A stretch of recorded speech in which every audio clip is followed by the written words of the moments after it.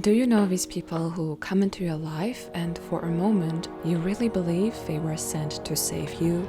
They help you, but not in the way you were told they will. I have experienced this pattern several times in my life, and once you recognize it, it can save you a lot of time and pain, and you understand what you need to do to grow into your next life chapter. When I was much younger, there was a person who, over time, talked me out of my faith. Not all at once, but slowly. This person became the anchor in my life, and without realizing it, I began shaping my entire life around them. I unconsciously adopted their worldview and behaved in ways that would make them continue to like me. I lost weight and became sick. I didn't know what was causing it. Someday, I left this person because it had gotten so bad, and when I left and started pursuing my own dreams, my illness suddenly disappeared. I began to glow and slowly returned to my faith, my inner light and whimsy. Why is it even possible that some random person can come into our life and we think they are our savior, our angel, just in the end to notice we got the total opposite? Many of us are raised with the idea that someone or something outside of us will come and save us. Maybe we learn it from romantic movies, fairy tales, spirituality or religion, or simply from the way we see people interacting with each other, and unconsciously we copy their behavior. So what do these people really teach us? How are they helping us? By breaking us. And what feels like breaking is actually the moment the old version of you can no longer survive. The version of you that is always forgiving, always understanding, excuses people who keep crossing your boundaries. The version of you that believes being good means staying silent, soft, and never fighting back. At some point, you will realize this does not feel right, and this is not the reason why you are here on Earth. Right before you build that anger, you feel like losing yourself or even dying. But that's the point where you are shedding like a snake, leaving behind old skin. Your new version can no longer hold its old container. There's this really old ancient symbol called Ouroboros, the snake eating its own tail. It represents cycles, endings, rebirth, and transformation. These people we see as saviors help us by leading us back to the painful cycle we were meant to break. And these cycles are not always obvious, but over time they become very clear to us. Maybe another student at school has to talk down on you 10 times until you realize how much it affects you, and until you stand up for yourself. And once you stand up for yourself, that's the point where the cycle breaks. You won't ever again allow it to happen to you 10 times. It will happen maybe 1 to 2 times at most, and then you will immediately set a boundary. Some people even become so aware of these patterns that they can prevent them through their body language alone. A bully at school is obvious, but some people hurt you in much more subtle ways. It's like the story of a frog in warm water.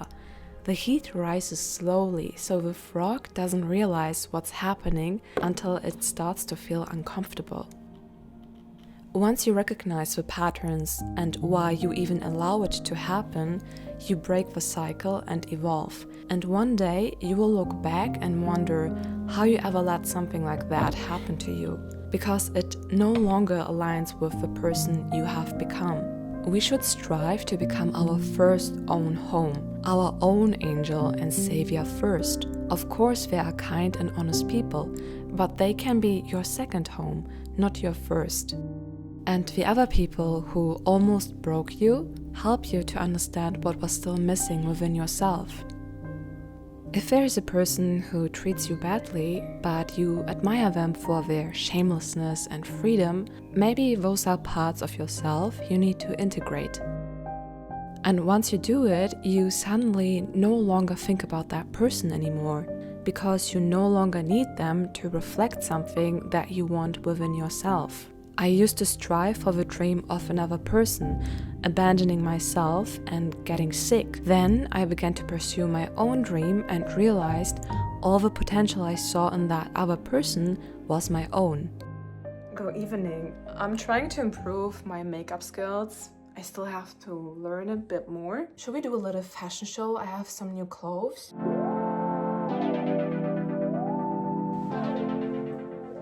I have this from Zara, but I bought it last year. And these pretty shoes, my friend found these at TJ Maxx for me. I love kitten heels so much. When I walk outside with them, I have to walk slower, and it kind of calms my nervous system because I always walk so fast. So this is a more brownish pink, earthy, and I will pair it with this jacket.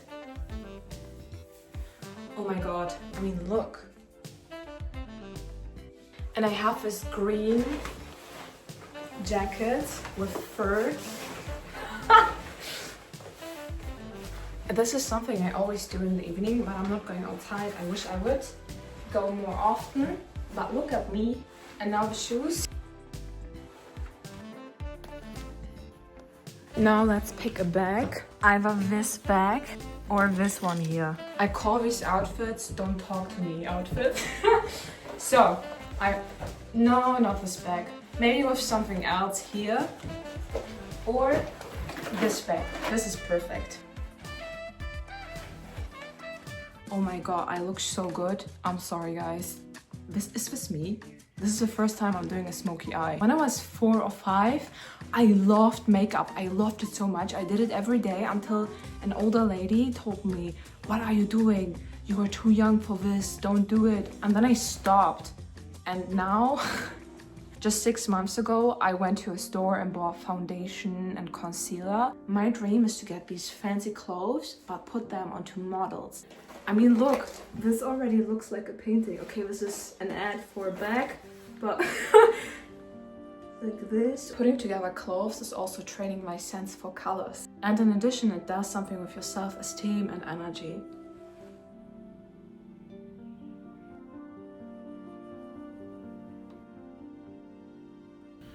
This is my first ever full drawing painting I have done with oil pastels, and it looks so beautiful. I love it. I just love how this has turned out. It was so fun.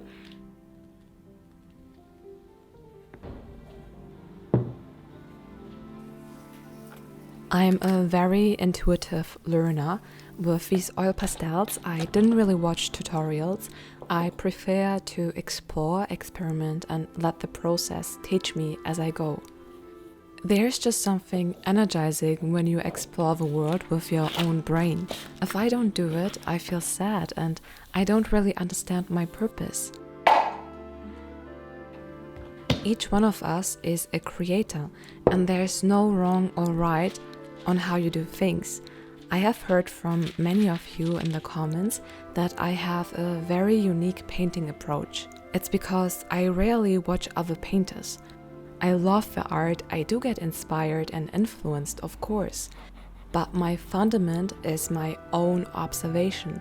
When I sit alone and observe and try to understand something, the same goes for life.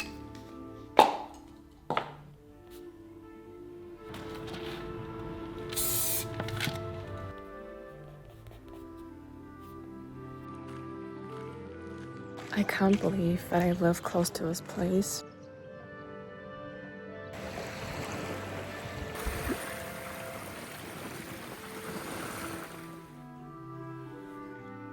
Remember when I said in the beginning of this video that I lost my faith? My inner light, my whimsy, the part of me that still believed life could surprise me. This has happened multiple times in my life, not always because of someone else, but because I kept moving through different perspectives, trying to understand life from different angles. And sometimes these different perspectives just collide. But there's one thing I realized. I don't want to live without believing in wonder. If you don't mentally leave room for miracles, you will never experience more than what your mind already expects. You will only reach as far as your imagination allows you to go. And to believe in wonder is not to be naive. The rocking horse in my studio, Woody from Toy Story, my magician hat. They are all symbols of that childlike belief. That part of me that wants to stay open to life without letting anyone shape my mind and tell me exactly how life works. So I live super close to the ocean, and since my childhood, water has always felt strange to me. It gives life, but it can also destroy. It is beautiful and frightening at the same time. We humans have seen less than 1% of the ocean, and just imagine you would meet someone in the ocean. What stories would they tell you? What new perspectives on life would they open to you? Bonjour, aujourd'hui je vais à la plage. This is my outfit. I have these Y2K glasses, but I also will take this hat because it's almost 30 degrees today. I'm running a bit late. I want to tan today, so please come with me. I also cut some watermelon. I'll put it in this bag so it stays cold. Some apple juice. When I was at school, I was really good at French. I had an A+, but I almost forgot everything, and I thought, why not relearn it again? Okay, I'm ready. Allez, allez, allez.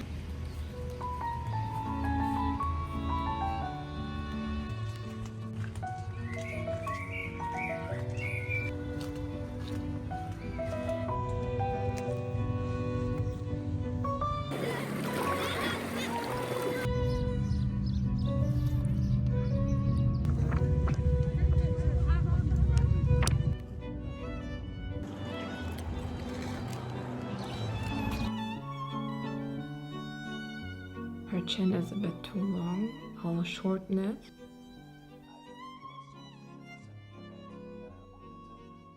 Im September 1835 ab und den Weg machten sie, dann würden sie weiter im Augenblick an, David, das hier, das Übrigkeit und Glauben, um den es geht, Gefahr, an dem wird das eine Lehrzeit.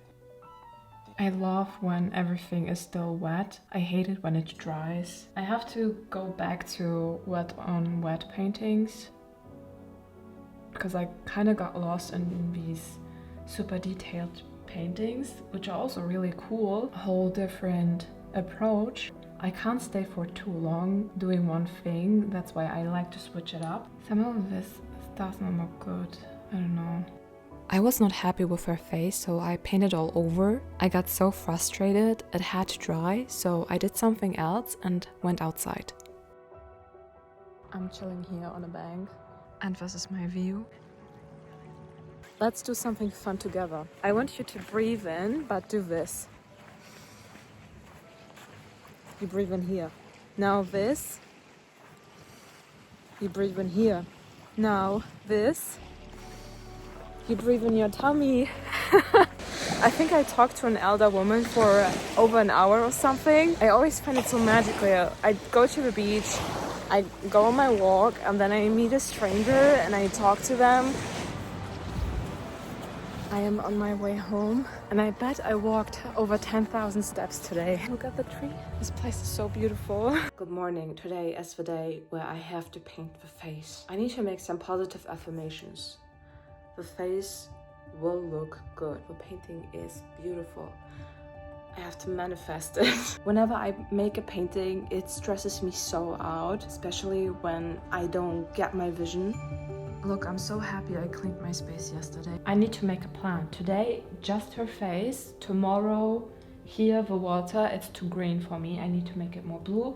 And then here, I want to draw more the city landscape. It's too much water. Sometimes it gets so messy in my mind that everything overstimulates me. I make so many mistakes because I can't focus. It's really important how you feel mentally. You have to protect that energy. A lot of people think that painting is just sitting in front of your easel, but your mind is painting, right? And you have to protect that. I feel like the face has more shape now, things you can hold on to. I think I painted this face 5 times or 6 times, I don't know. I really want to have this dark. I find it so funny, the moment yesterday I decided to clean up the space, This face finally looks good because it's my mind. Here, and I love this. I can finally feel what this painting is about. Look how she's leaning in and she is like listening, and she's like, it's a conversation. It's so lovely and beautiful. I think I also have to make this a bit lighter so it gets a bit dreamier. Oh, this looks so dreamy. That should be the other side of the city. For me, it's too much water.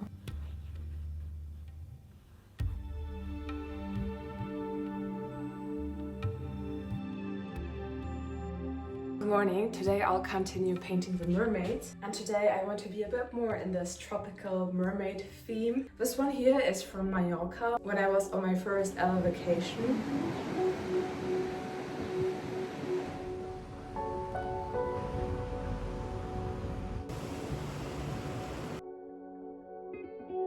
I was walking along the street and then I saw at a souvenir shop a puppet wearing this skirt. I saw it and I immediately knew I have to get it.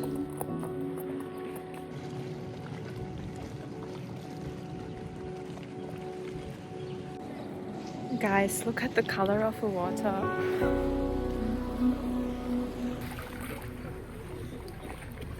I also realized that feelings are really important for art. When I saw these things in real life, I felt a certain feeling and I was able to activate it while painting. It sounds strange. I was this girl swimming there. And in my opinion, we can translate these feelings way better through art, through painting, than words. And it's also so cool, you add this small detail here on the other side, and then you tie it down. I love this. I'm so in the mood of continuing to paint. I also imagine the whole time this feeling I had when I was sitting at the water there. I beg you, dress up when you paint. It really makes a difference.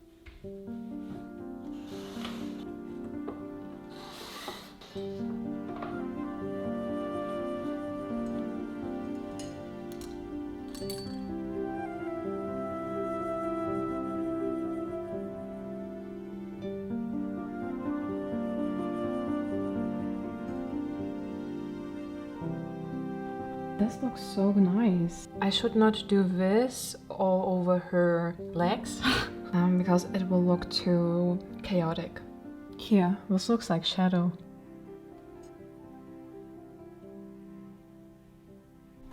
Okay, this is too green, I don't like it. This painting is about everything I talked about in this video and the courage to leave space for life to surprise us. In that space, life becomes lighter, freer, and often far richer than we ever expected. I hope this artwork can serve as a reminder of that, and you can bring it into your home as a limited fine art print, available till June 9th on valerielin.com, or click the link in the description box. Each print is signed by me and is worldwide delivered to you. So how about you? What would your life look like if you left a little more room for wonder, chance, and whimsy?